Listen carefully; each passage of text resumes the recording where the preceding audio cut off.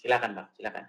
Apa yang ingin Ya, mau Anda tanggapi? Silakan. mungkin saya agak terusik dengan background Abang ya. Quran bersaksi bahwa Muhammad takut kepada manusia. Landasan Abang ngomong gitu gimana? Al-Quran Bang, Abang punya Al-Quran? Gimana? Abang punya Al-Quran di rumah? Shalom saudara sekalian, saya percaya bahwa hanya nama Yesus saja yang memberi kita kepastian.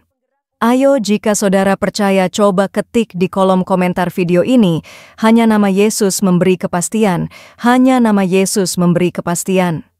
Saya kembali menyapa bagi semua sahabat gereja YouTube dimanapun saudara menyaksikan program ini, baik secara live maupun siaran ulangnya. Kiranya kasih dan kebaikan Tuhan menyertai kita semua. Jika saudara diberkati oleh program gereja YouTube, jangan lupa saudara bisa share kepada teman-teman saudara di sosial media, dan juga saudara bisa komen yang positif, serta pencet like-nya dan jempolnya, serta jangan lupa klik tulisan warna merah bertulisan subscribe YouTube channel gereja YouTube. Di kesempatan kali ini saya mau bagikan video perdebatan seorang murtadin Aceh, bagaimana dia menginjili di media sosial dan mengatakan bahwa Yesus satu-satunya juru selamat manusia. Tanpa berlama-lama yuk kita saksikan video berikut ini. Oke Abangku. Iya, selamat pagi Bang Sandi, Muslim ya Bang? Pagi. Alhamdulillah masih Muslim. Oke, silakan Bang, silakan. Apa yang ingin mau Anda tanggapi? Silakan. Mungkin saya agak terusik dengan background Abang ya. Quran bersaksi bahwa Muhammad takut kepada manusia. Landasan Abang ngomong gitu gimana? Al-Quran Bang, Abang punya Al-Quran? Gimana? Abang punya Al-Quran di rumah? Oh punya. Oke, coba dibuka Bang Al-Qurannya, biar saya tunjukin landasannya. Bentar ya. Oke, silakan Bang. Karena banyak sekali orang Islam itu suruh buka Al-Quran itu nggak mau Bang. Kebetulan saya nggak di rumah nih Bang. Nah kan, nggak mau kan? Bentar ya. Ya sebentar. Fis, pinjam Al-Quran kok Fis. Ada Al-Quran di atas. Ada Al-Quran di atas. Bentar Bang ya. Oh boleh, boleh. Mudah-mudahan ada terjemahannya Bang ya. Kalau nggak ada terjemahannya nanti pusing lagi kita. Iya. Saya tunjukkan dasar-dasarnya Bang ya. Boleh. Gimana? Ya itu, kalau udah ada Qur'annya, dibuka dulu Quran surat Al-Ahzab nomor yang ke-37. Saya buka Google aja boleh? Boleh, sama saja. Sama. Silakan. Al-Quran kan sudah ada yang online. Cuma Yusuf PI yang ingin membawa umat muslim kembali kepada kertas. Iya, Yusuf PI itu kan bilang, ayo cari mushaf Quran. Zaman udah digital kok. Ya, surat Al-Ahzab nomor 37. Al-Ahzab. Ya, nomor 37. Oke. Silakan dibaca. Membahas tentang kisah Zaid bin Haris ya? Zaid bin Haritsah atau Zaid anak angkatnya Muhammad. Ya, silakan. Dibaca Bang, jangan bisik-bisik Bang. Enggak, saya baru buka, bentar. Iya, tapi jangan bisik-bisik. Maka ketika Zaid telah mengakhiri keperluan terhadap istrinya, enggak, baca dari ayat pertama dong. Mana? Dari atas dong, jangan di tengah-tengah. Dari ayat pertama. Dan ingatlah ketika kamu berkata kepada Allah, kepada orang yang Allah telah memberikan nikmat kepadanya, dan kamu juga telah memberikan nikmat kepadanya, tahanlah terus istrimu, sedang engkau menyembunyikan sesuatu dalam hatimu. Coba dibaca. Dan ingatlah ketika engkau Muhammad berkata kepada orang yang telah diberikan nikmat oleh Allah, dan engkau juga telah memberikan nikmat kepadanya. Ya. Tahanlah terus istrimu dan bertakwalah kepada Allah. Sedang engkau menyembunyikan di dalam hatimu apa yang akan dinyatakan oleh Allah, dan engkau takut kepada manusia. Nah, padahal engkau Allah takut telah kepada manusia. Ada nggak kata-kata itu? Betul. Nah, siapa yang takut kepada manusia? Di situ? Ya, di sini kan konteksnya kan berbeda, Bang. Kalau di Islam itu kan ada asbabul nuzulnya, Bang. Siapa yang takut kepada manusia, Bang? Jangan bicara yang lain-lain dulu. Siapa sosok yang takut kepada manusia di situ? Ya, kalau gimana ya? Ya. Muhammad, abang, yang takut kepada manusia itu Muhammad di situ. Masa saya? Kalau saya ya nggak apa-apa. Silakan. Abang, gini bang. Di sepengetahuan saya ya. Kalau Islam itu nggak bisa mengambil sepotong-sepotong bang. Oke, silakan dibaca lengkapnya. Setiap ayat itu asbabul nuzulnya kan ada, gitu kan? Betul. Nah, jadi sama lah mungkin teman-teman Kristen pun ketika kita ambil satu ayat sepenggal itu nanti jadi kontradiksi. Oke, ya, Bang. Tadi barusan nggak bang, abang bilang abang terusik dengan tulisan ini. Ya benar. Berarti abang terusik dengan Al-Quran abang sendiri? Oh, kalau saya bang sedikit pun nggak ada keraguan sama Al-Quran saya bang. Tadi barusan abang meragukan Muhammad takut kepada manusia, betul? Enggak, aku bukan meragukan Muhammadnya itu bang. Aku terusik dengan kata-kata yang di sana gitu loh. Loh, di sini Quran bersaksi bahwa Muhammad takut kepada manusia. Betul tidak dikonfirmasi oleh Al-Quran? Ya. Betul? Betul nggak? Gini, makanya saya bilang bang, kalau abang bercerita sepenggal ayat, itu susah bang. Oke, coba abang baca sampai lengkap lah. Contohnya gini bang. Sedikit bang. Kita kan supaya berimbang gitu kan? Silakan. Contohnya lah, kalau ada orang mengambil satu ayat yang secara logisnya itu nggak masuk di Kristen, pasti abang bisa pembelaan diri, jangan ngambil sepenggal gitu kan? Harus ada runutannya gitu kan? Makanya, sekarang saya tanya sama abang, Al-Quran di situ masalah bang. Oke, Al-Quran di situ menyebutkan nggak bahwa kamu takut kepada manusia? Disebutkan nggak di situ? Disebutkan, betul. Oke, siapa sosok kamu di situ? Ya, Muhammad. Oke, berarti Al-Quran mengatakan bahwa Muhammad takut kepada manusia, betul? Betul. Terus kenapa saya diprotes? Enggak gini bang. Ya gini, abang diksi abang itu seakan-akan memojokkan bang, gitu. Dengan satu ayat, penggalan ayat, abang bisa mengkategorikan Al-Quran keseluruhan. Sebenarnya kan membaca itu menurut Al-Quran menurut Al-Quran siapa yang pantas ditakuti? Manusia apa Allah? Allah. Tetapi Allah. Muhammad takut kepada Allah apa takut kepada manusia? Oh, Nabi Muhammad pasti takut kepada Allah, bang. Mana tunjukkan? Kalau ada ayatnya, gini bang, kalau ada ayatnya Muhammad takut kepada Allah, saya terjun dari Monas. Tapi kalau Allah Muhammad takut kepada manusia, tertulis di dalam Al-Ahzab 37. Iya. Aku sebenarnya tak mampu berbicara lagi kan? Bentar bang, ya. Aku sebenarnya udah lama ngikutin abang sih, lab abang.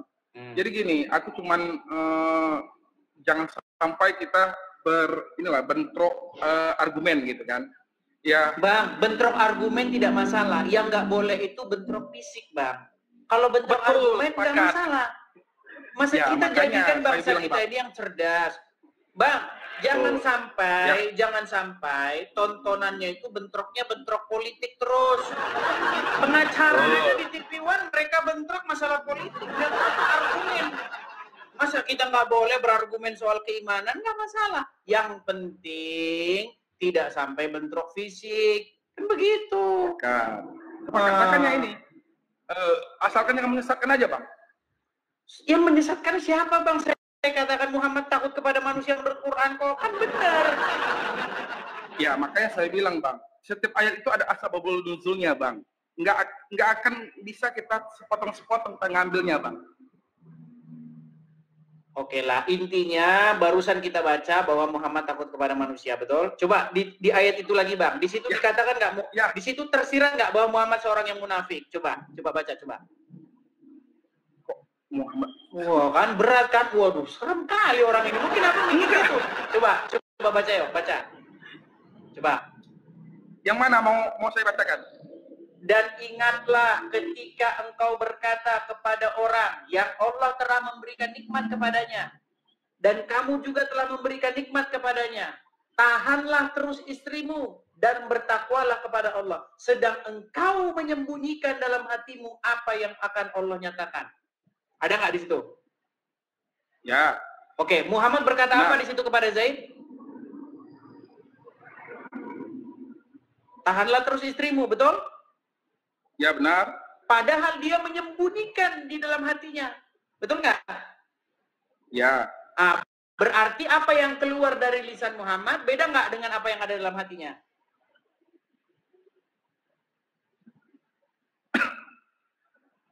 Beda kan? Dia berkata tahanlah terus istrimu, padahal di hatinya dia menyembunyikan sesuatu. Artinya apa yang ada di hati dengan yang keluar dari mulut berbeda, betul? Bang, kalau abang baca sepenuhnya dari coba silakan abang baca. Di sini kan ada tulisan, padahal Allah lebih berhak engkau takuti. Itu kan harapan. Ini bukan harapan sebenarnya, Bang.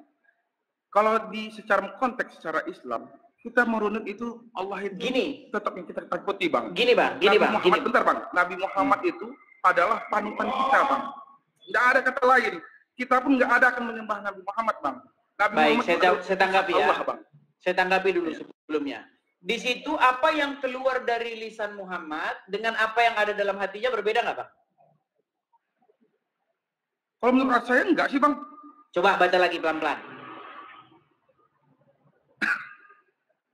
Tahanlah terus istrimu dan bertakwalah kepada Allah. Itu ucapan Muhammad kepada Zaid.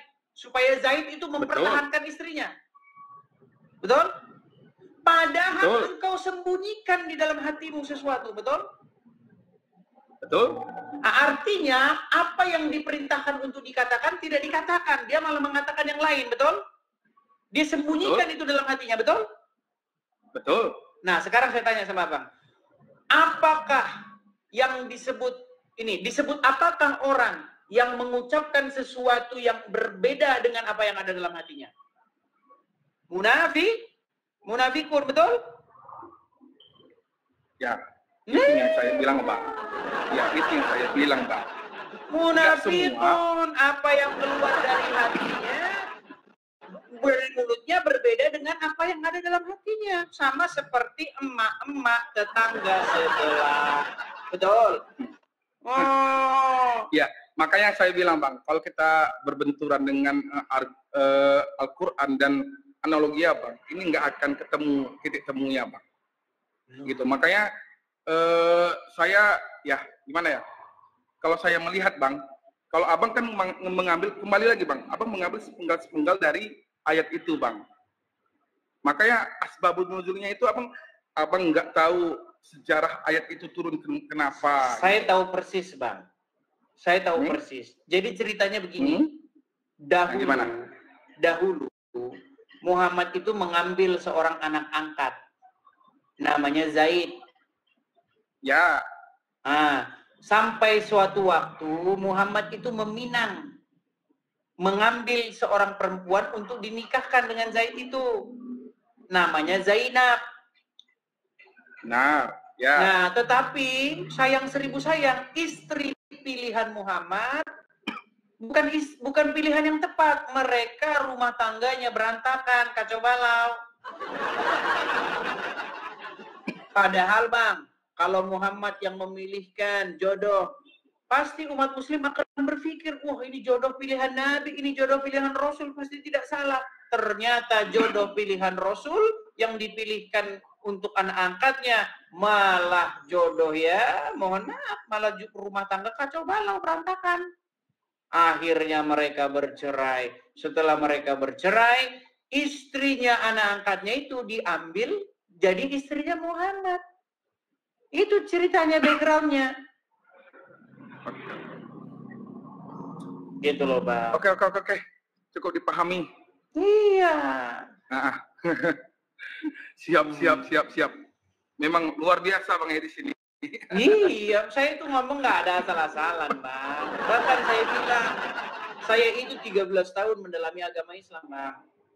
Saya belum pernah ketemu ada orang Islam yang lebih ngerti Islam daripada saya. Seperti luar biasa ya. Iya. Bukan saya menyombongkan diri, karena saya memang nggak pernah ketemu orang Islam yang lebih ngerti Al-Quran daripada saya. Nggak pernah ketemu. Gimana? Contohnya kayak abang ini. Gimana?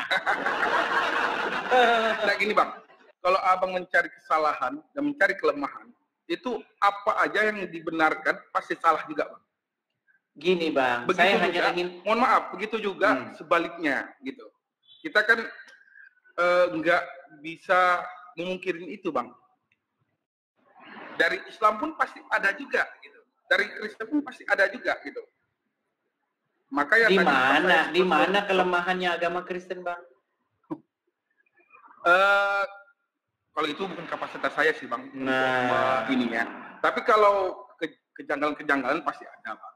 Di mana kejanggalannya? Coba. Contohnya apa? Contohnya Yesus disalib, mati, meninggal, untuk penebusan dosa. Analoginya gimana, Bang? Oke, baik. Saya kasih jelas ya. Nanti satu, ya banyak ya. Satu-satu dulu. Oke. Nah, maksud saya masih banyak pertanyaan-pertanyaan yang menjanggal di kepala. Tapi kan satu-satu dulu. Mau kita selesaikan? Boleh, siap. Oke. Siap. Tadi abang bilang konsep penebusan dosa itu nggak masuk akal, betul? Ya. Oke. Kalau misalnya itu ada dalam agama Islam gimana? Langsung tiba-tiba masuk akal. Coba Bang jelasin gimana? Sepengetahuan seilmu saya. Jadi Bang, orang Islam sering ngejek itu Bang. Iya, orang Islam sering ngejek ke bawah katanya. Salah satunya yang mengejek itu adalah podcastnya Donditan dengan Jesslyn. Nah nih, Jesslyn binti ngeselin, nah itu namanya. Nih ya, saya kasih tahu nih ya. Sebentar ya. Ini saya dulu pernah buat video reaksi ya, nih, misalnya ini. Sebentar ya. Nih. Barang yang terlalu mudah dicincin. Pinjol gampang nggak persyaratannya? Sebentar ya. Ini Jesslyn, dia kan seneng ngomongin Kristen ya. Nih, sebentar ya. Aduh, saya belum siapkan videonya. Tapi Jesslyn pernah ngomong gini waktu dia bikin podcast ya. Sebentar ya. Sebentar. Pelan-pelan, sabar ya teman-teman ya. Saya cari ini videonya Jesslyn, di mana Jesslyn dia podcast barengan Donditan.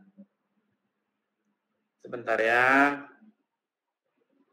Apa ini? Butuh waktu berapa lama sih Jesslyn Thea Lestari untuk menjatuhkan pilihan terbaiknya kepada Islam? Untuk menjatuhkan pilihan kepada Islam itu sekitar 1 bulanan lebih, tapi dengan syarat ya.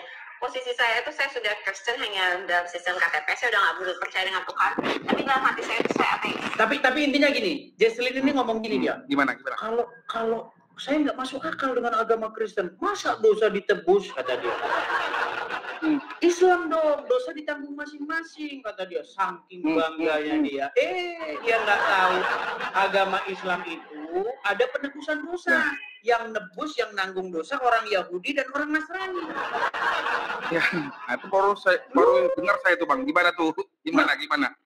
Itulah alasan apa menjadi orang Islam. Dan nih ya, saya tunjukkan nih. Sebentar ya Bang ya. Sebentar, saya tunjukkan Bang. Ini hadis-hadis ajaran Muhammad bahwa dosa itu ditanggung oleh Yahudi dan Nasrani. Sebentar ya. Iya.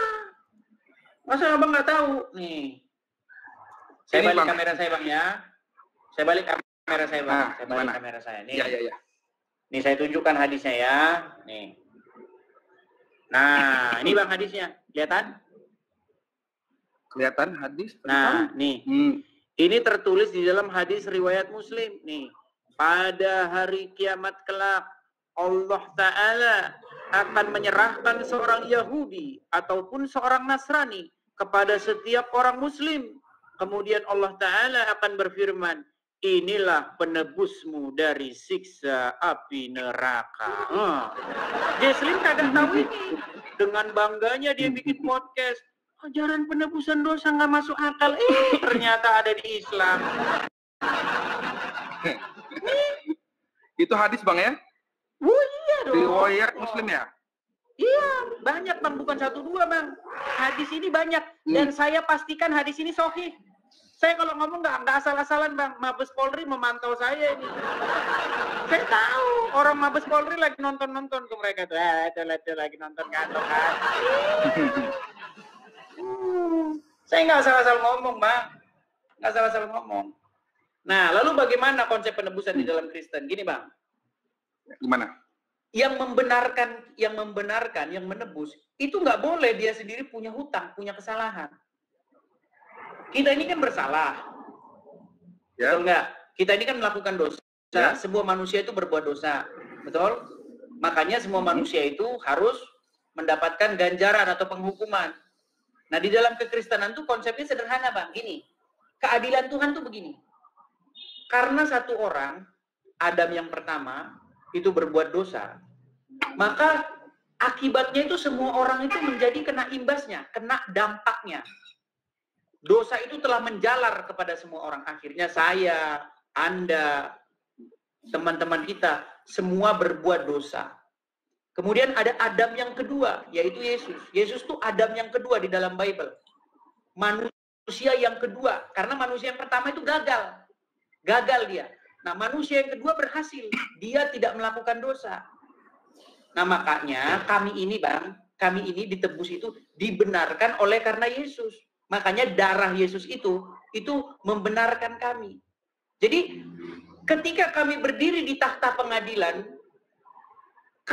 bukan kami lagi yang dilihat, tetapi Yesus yang berdiri di hadapan kami. Makanya Yesus itu sebagai juru selamat. Penebus dia itu. Dia yang membayar karena dia tidak bersalah. Yang membayar itu nggak boleh punya salah, gitu. Oke. Ini Bang, dari pernyataan Abang ini kan ada timbul pertanyaan lagi jatuhnya. Apa itu? Silakan. Apa itu? Kalau begitu, contoh nih, seandainya seorang Kristen nih berbuat maksiat dengan sadar, dengan secara sadar gitu. Berarti itu ditebusnya melalui darah Yesus gitu? Iya, tapi dia harus bertobat loh Bang. Gini, saya kasih tahu. Ini yang dikatakan Bible ya. Kamu sudah dibayar bukan dengan emas, bukan dengan perak, tetapi dengan darah yang mahal. Nah, barang siapa yang sudah dibayar, maka dirinya itu bukan punya dia lagi. Makanya kami ini setelah kami dibayar, ditebus, tubuh kami bukan punya kami lagi, tapi punya Yesus. Nah, ketika kami milik Yesus, maka kami melakukan apa yang Yesus inginkan. Gitu Bang. Sama Bang. Sama ketika perempuan bukan milik Anda, ya kan? Dia bebas melakukan apa saja yang dia mau. Tetapi ketika dia milikmu, maka dia harus hidup sesuai dengan aturanmu karena dia sudah menjadi milikmu, sudah menjadi istrimu, kan gitu. Waktu dia belum istrimu, dia bebas mau jalan sama teman-temannya. Saya mau main outdoor, coy. Saya mau ke diskotik dulu. Ini Bang. Enggak apa-apa. Tapi ketika dia sudah menjadi istrimu, milikmu, maka dia hidup sesuai dengan apa yang kamu pegang kuasa sekarang. Kita pegang perintah. Nah, seperti juga kekristenan, Bang. Ketika kita masih berdosa, kita menjadi hamba dosa. Tetapi ketika kita sudah dibayar oleh Yesus, kita menjadi milik Yesus. Makanya Yesus itu sebagai Tuhan kita, sebagai Tuhan kita. Seperti itu. Iya.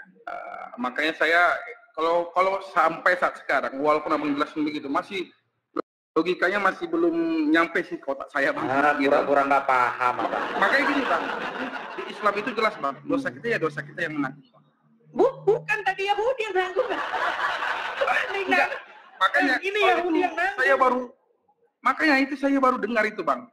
Iya, karena itulah abang masih Islam. Ada sih, seandainya abang belajar agama Islam dalam satu malam saja, Bang, ya pasti abang nanti meninggalkan agama Islam. Nih, ini banyak hadis-hadisnya nih. Saya tunjukin lagi, Bang. Nih, bukan cuma 1 2. Nih, saya tunjukin lagi nih. Nih. Saya baca nih Bang ya. Nih. Ini hadisnya nih Bang, nih. Ya, ini sumbernya nih. Hadits.com. Ya, pada hari kiamat nanti Allah menyerahkan seorang Yahudi atau Nasrani kepada setiap muslim, lalu Allah berfirman, inilah yang menjadi tebusanmu dari neraka. Nih, saya bacakan hadisnya nih.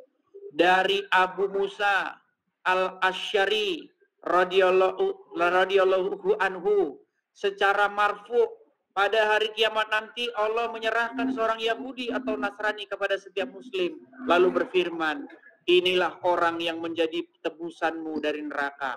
Dalam riwayat lain, kelak pada hari kiamat akan datang satu golongan kaum muslimin membawa dosa-dosa seperti gunung, dan Allah memberikan ampunan kepada mereka. Nih, jadi dosa-dosa yang sebesar gunung itu ditimpakan kepada Yahudi Nasrani. Kau yang berbuat dosa, orang Yahudi yang menanggungnya. Iya. Benci amat sama Wahyudi Bang. Apa salah Wahyudi Bang? Heran saya.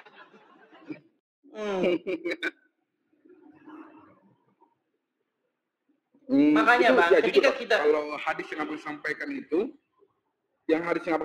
itu, jujur aku baru dengar dan baru lihat, gitu. Iya, Sudah seperti saya bilang Bang. tahun umur aku, nah gitu. Baru saya lihat dan baru saya baca tuh dari Bang Edi sendiri. Betul. Gitu. Karena betul. Makanya saya bilang gini Bang. Kita diajarin di Islam Bang, nih ya, kita diajarin dari lahir sampai saya sekarang ini, diajarin itu, ya dosa kita yang menanggung. Nggak ada cerita itu, kita berbuat, kita yang menanggung gitu. Ya, kalau mau bertobat, boleh gitu loh. Ya, jadi gini, ketika Anda menonton channel saya 1 kali, memang seperti itu Bang. Memang Anda kaget, marah, ya berkecamuk perasaan Anda. Tapi nanti kedua kalinya Abang penasaran. Abang nanti penasaran, cari tahu ini bener nggak sih yang dibilangin orang. Karena nanti pasti cari tahu Bang. Karena zaman sekarang kan udah zaman internet Bang. Zaman dulu harus ke perpustakaan, nyari literatur. Sekarang tinggal klik aja Google, ya kan? Nah, makanya Bang, sekali Anda menonton saya, Anda nanti akan marah, denial, mengingkari. Kedua kali Anda cari tahu. Ketiga kali Anda mengiyakan. Keempat kali Anda tidak percaya lagi agama Islam. Itu harapannya Bang ya? Ya. Mungkin cukuplah Bang. Silakan. Mungkin ada beberapa pertanyaan lagi sih yang ingin saya tanyakan tentang Yesus. Apa itu Bang? Gitu. Apa itu? Masalah Tritunggalnya, gitu. Sebenarnya gini Bang, saya masalah apa itu? Gimana? Gini, banyak orang berdebat soal konsep. Silakan lanjut. Apa itu? Apalagi masalah apa lagi? Ya makanya masih banyak pertanyaan-pertanyaan masalah Yesus Bang sebenarnya. Macam-macam. Ya masalah gini Bang, intinya begini. Masalah, halo Bang? Ya. Agak-agak macam gini. Gimana, Bang? Intinya begini Bang, pertama kalau Anda menjadi seorang muslim, maka yang berdaulat di hidupmu, di hatimu, itu adalah Allah dan Muhammad, betul? Betul. Kalau Anda jadi Kristen, yang berdaulat di hatimu itu Bapa, Putra, dan Roh Kudus. Nah, makanya begini Bang. Tapi itu satu kesatuan. Iya. Bapa, Putra, dan Roh Kudus itu bisa dibedakan tetapi satu. Sama seperti begini Bang, sama seperti begini. Bang Sandi dengan fotonya Bang Sandi. Fotonya Bang Sandi itu Sandi nggak? Jawabannya ya, iya ya bukan. Iya dan bukan, betul nggak? Ya, betul. Iya.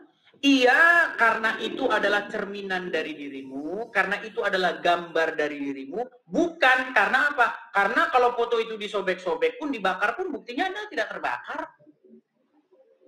Gitu loh. Iya dalam pengertian apa, bukan dalam pengertian apa gitu. Nah, saya yang tidak kelihatan. Makanya apa kata Yesus? Barang siapa yang melihat aku, melihat dia yang mengutus aku. Jadi Yesus itu gambar daripada Bapa yang tak terlihat. Seperti itu. Pengejawantahannya, Bang, pengejawantahannya.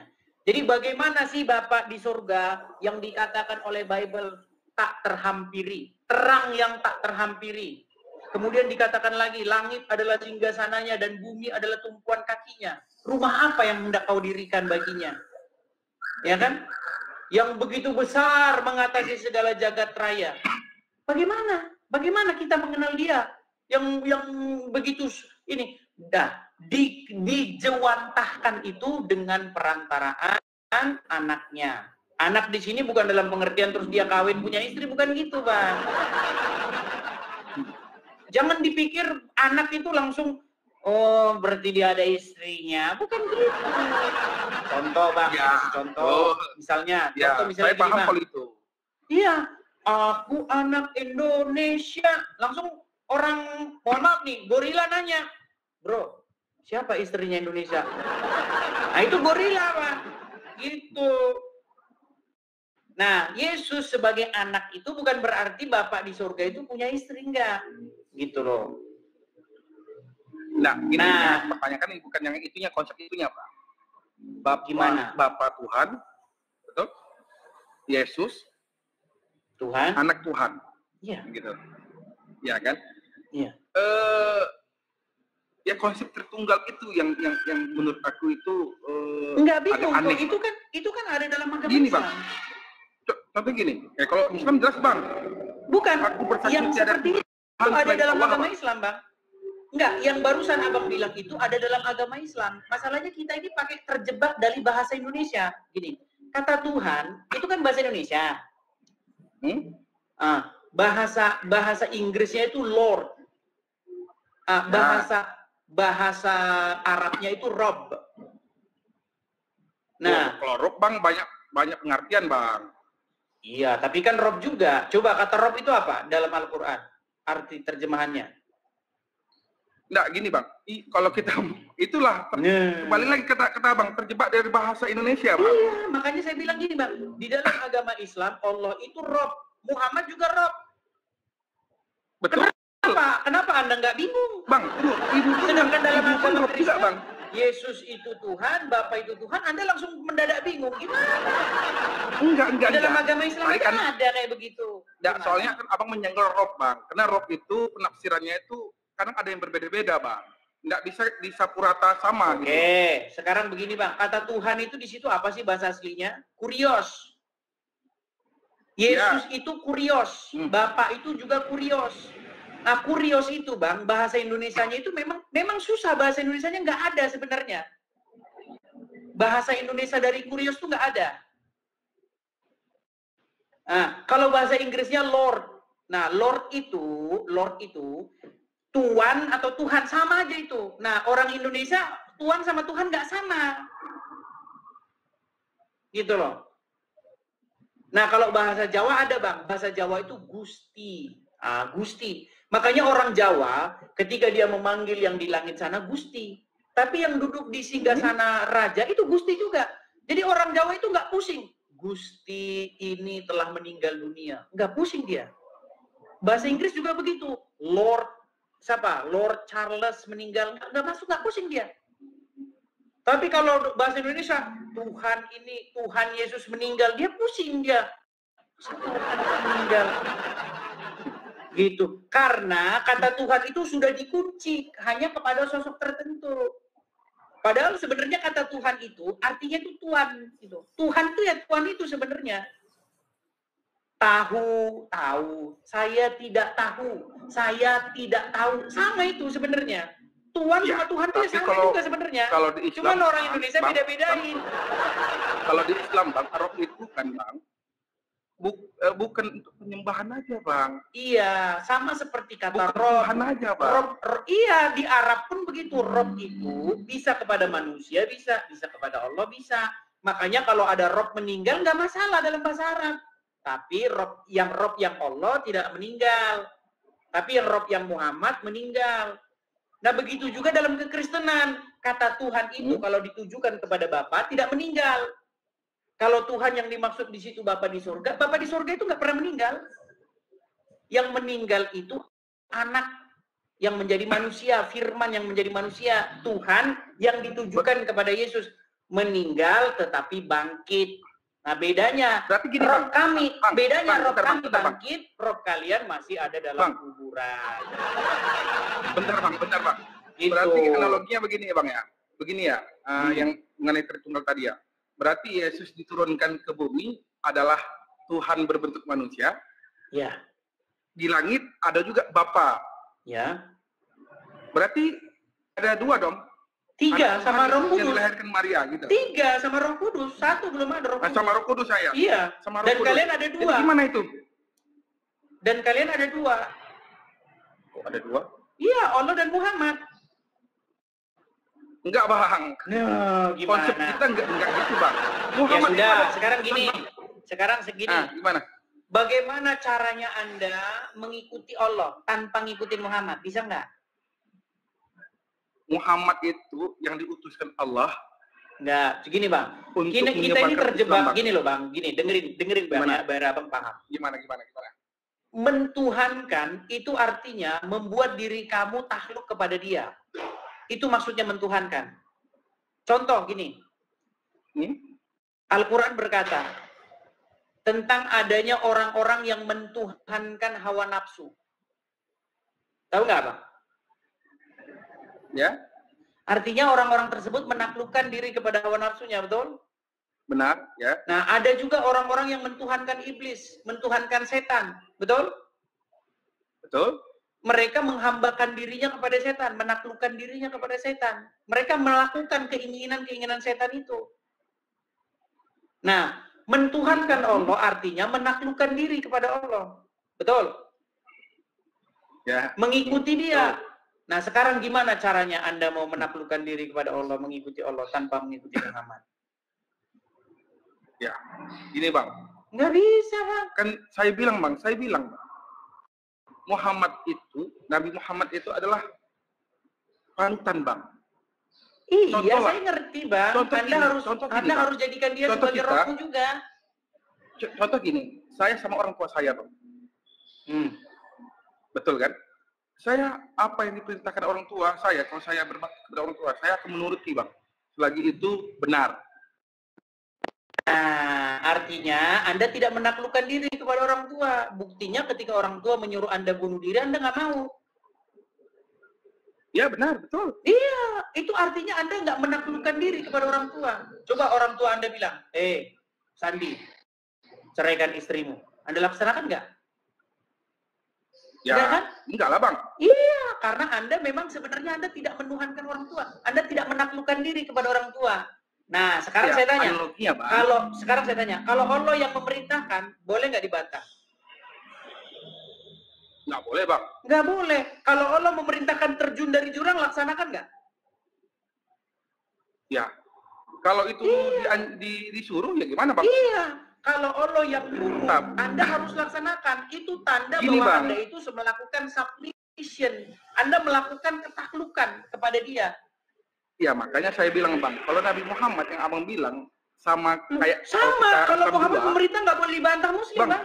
Nabi Muhammad itu menyuruh bang, nggak ada yang meleset bang. Oke, sekarang aku tanya sama abang, kalau Muhammad menyuruh menceraikan istri abang laksanakan nggak? Itu kan analogi abang, kan kenyataannya enggak bang. Barusan ayat yang kita bahas tentang apa bang?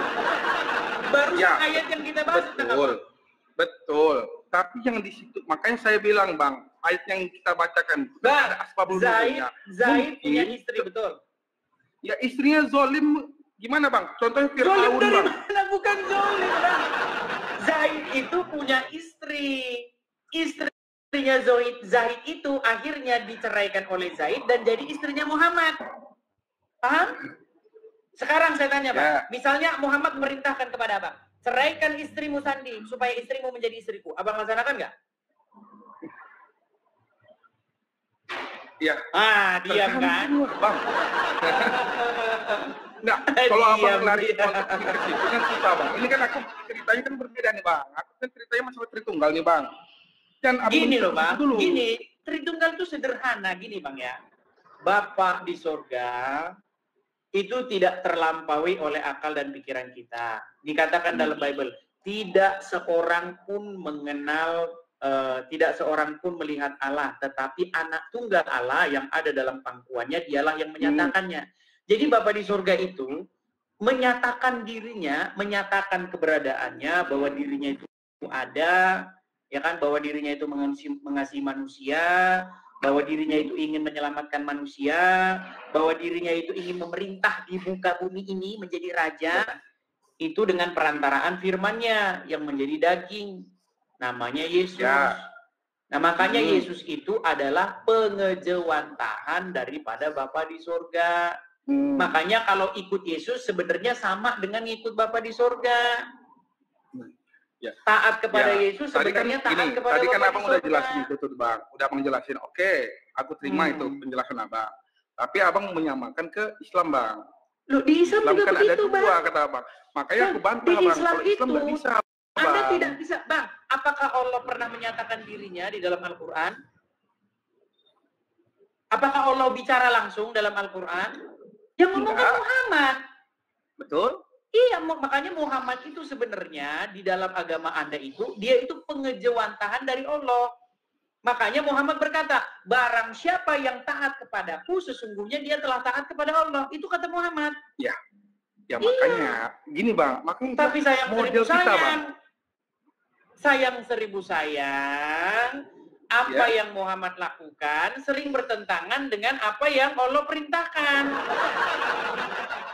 Nah, ini kan bagaimana memframingnya kan aneh-aneh aja Bang. Loh, Bang, coba nih. Oh, gimana? Al-Quran menggambarkan Muhammad itu sebagai sosok yang mata duitan. Abang tahu itu?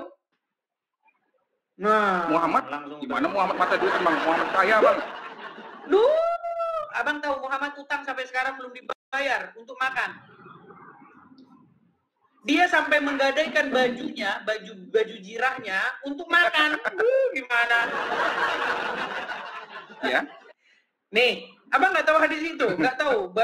Aduh, banyak nggak tahu ya Bang. Ini saya tunjukkan Bang tahu, ya. Saya tahu itu. Nah, saya tahu. Kalau itu saya tahu tuh. Oke, Abang tahu Muhammad digambarkan sebagai sosok yang mata duitan? Nah, pasti Abang arahnya Muhammad digambarkan sebagai sosok yang mata kan? duitan dalam Al-Quran. Gimana? Arahnya lagi Nabi Muhammad menjarah sisa perang ya? Bukan nih, lihat nih ya, nih, coba ya lihat nih. Gimana? Aduh, nggak tahu dia. Nih, lihat ya, surat Abasa ayat yang pertama. Dia Muhammad berwajah masam dan berpaling. Kenapa dia berwajah masam dan berpaling? Nih, saya terusin ayat selanjutnya. Kenapa dia berwajah masam dan berpaling? Kita lanjutkan ayat selanjutnya ya, ayat berikutnya.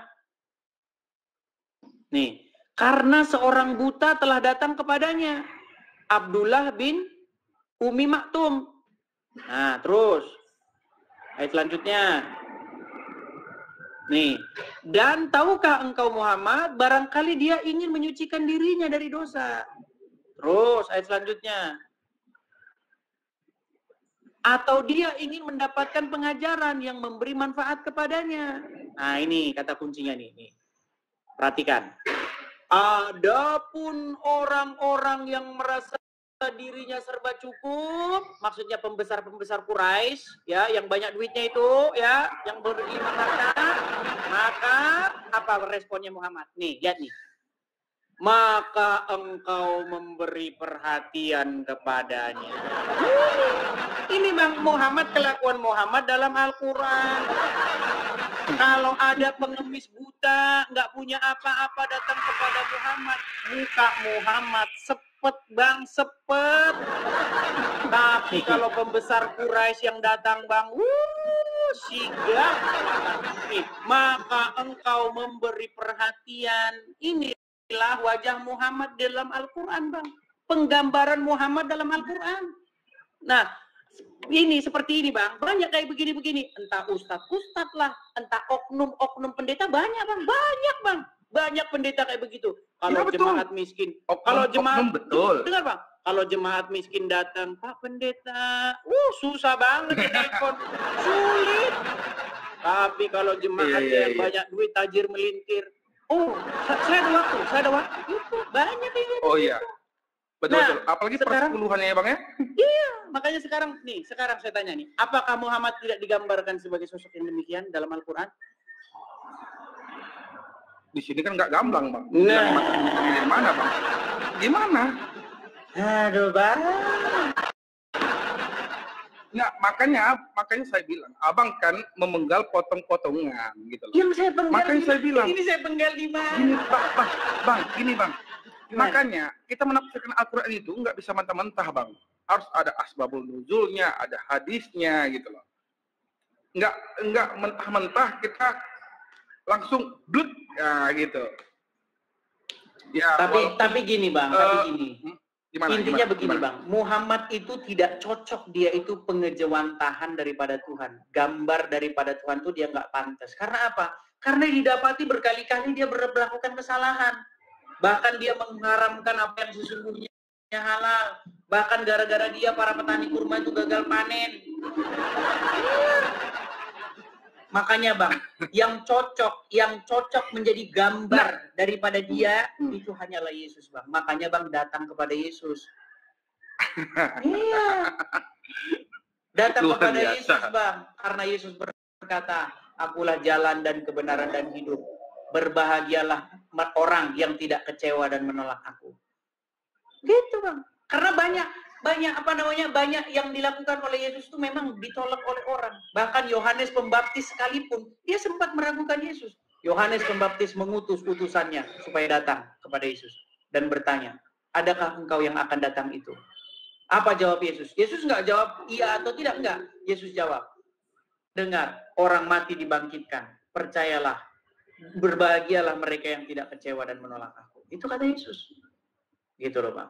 Makanya kita ini semua Bang, kita ini disebutkan dalam Bible orang-orang yang tinggal dalam kegelapan. Disebutkan dalam Bible, bangsa-bangsa yang tinggal dalam kegelapan telah melihat terang yang ajaib. Makanya Bang datang kepada terang itu, yaitu Yesus. Akulah terang dunia. Wah, malah datang kepada Muhammad. Berarti Yesus bisa menggantikan Muhammad gitu Bang ya? Saya suruh Anda menggantikan Muhammad di hati Anda itu dengan Yesus. Karena yang berdaulat, tuh, Yesus berupa Nabi atau Yesus berupa gini Bang, berupa Tuhan nih? Gini Bang, gini ya, saya kasih tahu. Di hati umat Islam yang duduk bertahta di hati orang Islam itu Muhammad dan Allah. Nah, ganti Bang, ganti dengan Yesus, dengan Bapa di surga dan dengan Roh Kudus. Gitu. Iya, supaya yang mengendalikan hidup Abang itu Roh Kudus, bukan Muhammad. Kalau Muhammad yang mengendalikan hidup Abang nanti punya duit pergi ke Arab, menciumin batu di sana. Ya memang itu Bang. Menciumin batu itu nggak wajib Bang. Loh Bang, umat Muslim berbondong-bondong ke Arab nyiumin batu loh Bang. Bang, berbondong-bondong itu kan kalau pemikiran saya itu nggak wajib Bang. Itu karena Nabi Muhammad aja mencontohkan, Bang, makanya diikutkan, tapi tidak diwajibkan. Gitu. Yesus nggak pernah Bang cium-cium. Bang, Yesus nggak pernah cium-cium batu Bang. Muhammad dia cium-cium batu. Tahu nggak Bang? Di dalam Al-Quran, barang siapa yang melakukan perbuatan mubazir, maka itu sahabatnya setan. Betul nggak? Betul. Nah, perbuatan mubazir itu adalah perbuatan setan. Betul. Sekarang saya tanya Bang, nyiumin batu fungsinya apa? Nggak ada fungsinya. Muhammad nyiumin batu nggak? Ya, betul. Berarti dia melakukan perbuatan mubazir nggak? Kalau saya sih bilang itu mubazir sih enggak sih Bang. Nah, tadi katanya mubazir, sekarang nggak mubazir. Enggak, gini Nabi Muhammad itu mencium batu, sedangkan aja sahabat Nabi Muhammad Bang, Umar bin Khattab Bang.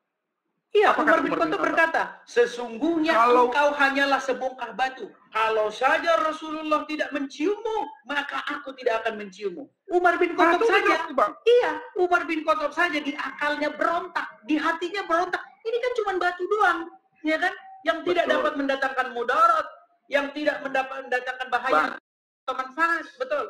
tapi tidak menggoyangkan keimanannya, Bang.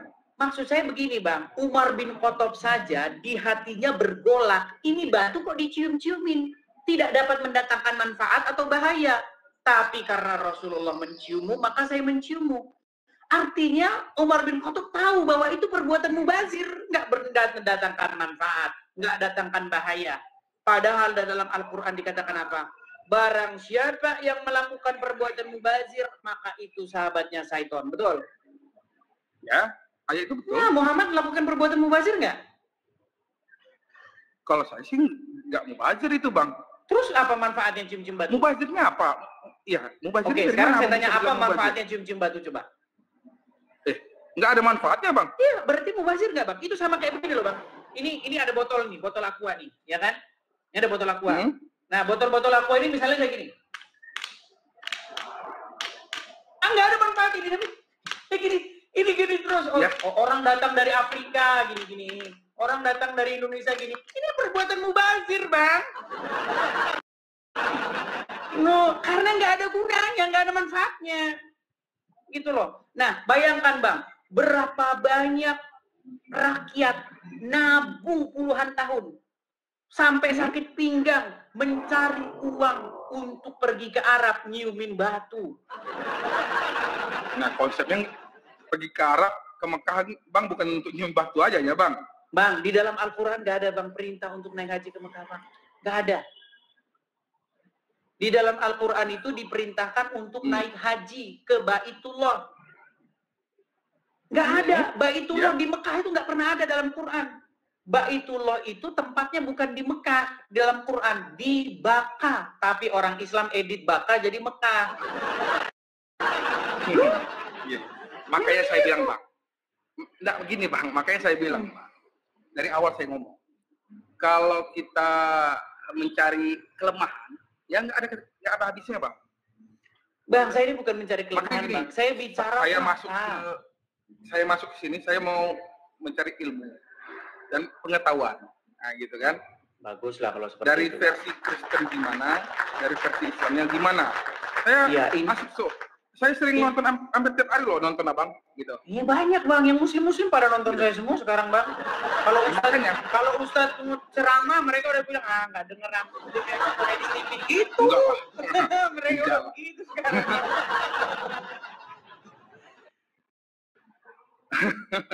Lu iya memang banget kok. Dia ketawa dia kan.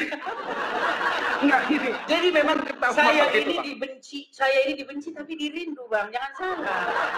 Oh. Ini, Bang. Benci tapi rindu. Kalau saya senang kali, Bang. Perbedaan itu ada, tapi untuk mencari benang merahnya, Bang. Ya, intinya yang saya bilang begini, Bang. Al-Quran sendiri memerintahkan kok bahwa disuruh beriman kepada Injil. Nggak salah, artinya nggak salah kalian beriman kepada Injil. Makanya di rumah-rumah orang Muslim itu harus ada Injil di situ. Jangan malah kitab-kitab yang sesudah Al-Quran. Tapi kan di rumah Muslim, loh, kalau kita main ke rumah orang Islam, Bang, di rumahnya kitab-kitab sesudah Al-Quran yang banyak. Contoh, Bukhari yang bilang Muhammad nyuruh minum air kencing hewan. Ayo, apalagi kitab fikih, kitab kuning. Kitab yang bilang Muhammad kena sihir. Kan kitab-kitab itu yang ada di rumah orang Islam. Padahal Al-Quran memerintahkan beriman kepada kitab yang sebelumnya, sebelum Al-Quran. Tapi orang Islam malah beriman kepada kitab-kitab sesudah Al-Quran. Karena apa? Karena baca Qurannya sambil koprol. Jadinya kebalik. Enggak gitu lah, Bang. Konsep enggak gitu, Bang. Konsep pemikiran enggak gitu juga, Bang. Konsep pemikiran, makanya saya bilang, Bang, setiap di tulisan Al-Quran itu ada asbabul nuzul, ada hadis. Makanya kalau kita baca Al-Quran, mentok dia di situ aja, nggak akan connect dan nanti, Bang. Ada beberapa yang nggak connect, gitu.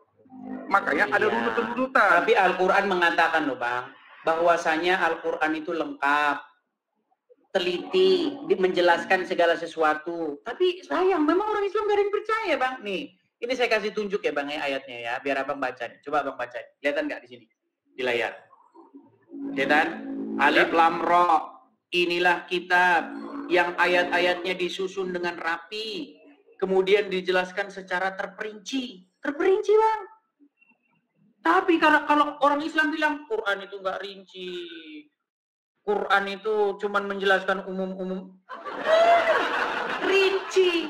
Quran bilang Quran rinci, umat Islam bilang Quran tidak rinci, makanya pergi ke hadis. Hadis katanya yang rinci. Makanya saya bilang, Bang, setelah saya pelajari agama Islam, Bang, apa yang dibilang Ustadz kepada saya dengan apa yang saya temukan dalam Quran nggak sama, beda. Dulu saya waktu pertama belajar agama Islam, Bang, saya belajar agama Islam, saya pelajari. Apa yang dibilang Ustadz dengan apa yang dibilang Al-Quran beda jauh, Bang. Makanya saya tinggalin berguru sama Ustadz. Gitu. Oke lah, Bang, kita sudah siap nih, Bang. Makan siang juga, nanti kita lanjut lagi kapan-kapan ya, Bang, ya. Oke, terima kasih, Bang. Terima kasih, makasih Bang Sandi, saya turunkan. Oke. Begitu ya teman-teman ya, mungkin teman-teman juga udah mau makan siang, teman-teman. Sekali lagi, teman-teman di akhirat. Itu tadi videonya. Artinya kedatangan Yesus datang kedua kalinya sudah semakin dekat. Ayo putuskan hari ini untuk kita mengikuti Yesus, cinta Yesus, dan ikut Yesus sebagai juru selamat. Yuk beranikan diri di hadapan Tuhan jika saudara setuju. Ayo coba ketik katakan, saya mau cinta Yesus. Sekali lagi, coba ketik katakan, saya mau cinta Yesus. Haleluya. Puji Tuhan. Sampai berjumpa kembali semua sahabat gereja. YouTube salam sukacita, salam kebahagiaan dan salam mukjizat terjadi dalam hidup Bapak Ibu semuanya. Jujur senang sekali hari ini saya bisa melayani Tuhan Yesus pada hari ini. Saya berdoa kiranya penyertaan Tuhan senantiasa menemani saudara dan kita terus bisa memuliakan nama Tuhan Yesus. Shalom saudara gereja YouTube. Saudara yang mau mendukung pelayanan misi kami untuk penginjilan generasi muda, Forum Komunikasi Pelayanan Penginjil Indonesia, bisa melalui Bank BRI 042 1010 048 70560 atas nama singkatan Generasi Muda FKPPI. Dan bisa melalui QRIS ini, silakan scan barcode QRIS ini melalui mobile banking saudara. Tujuan dari pelayanan misi ini adalah untuk menjangkau banyak jiwa di pelosok-pelosok desa yang rindu untuk mendengarkan firman Tuhan dan untuk kegiatan hamba Tuhan yang menjalani penginjilan ke desa-desa untuk bisa terus mengabarkan kabar baik di seluruh tanah Indonesia. Selain melalui media sosial YouTube, kita tetap terus bisa menyuarakan kabar baik secara offline. Boleh melalui rekening ini dan bisa melalui QRIS Mobile Banking ini. Dengan cara scan barcode QRIS ini di mobile banking saudara sahabat gereja YouTube. Dan untuk mendukung di rumah pelayanan yayasan kami, bisa mendukung melalui rekening yayasan atas nama Yayasan Cipta Pelita Kasih di Bank Rakyat Indonesia atau BRI. Dan bisa melalui QRIS ini, silakan scan barcode QRIS ini melalui mobile banking saudara. Dukung pelayanan kami di semua sektor. Dengan ini sebagaimana untuk membiayai tempat tinggal yayasan, listrik, air, dan juga peralatan pengajaran pendalaman Alkitab dan Murtadin. Seberapapun itu sangat berguna bagi pelayanan gereja YouTube, biarlah terus kita hidup dan berdampak menyuarakan dan memuliakan nama Tuhan Yesus, dan pastinya malaikat sorga bersorak-sorai karena banyak yang mengaku bahwa Yesus adalah Juru Selamat. Terima kasih Tuhan Yesus, memberkati saudara, gereja YouTube semua.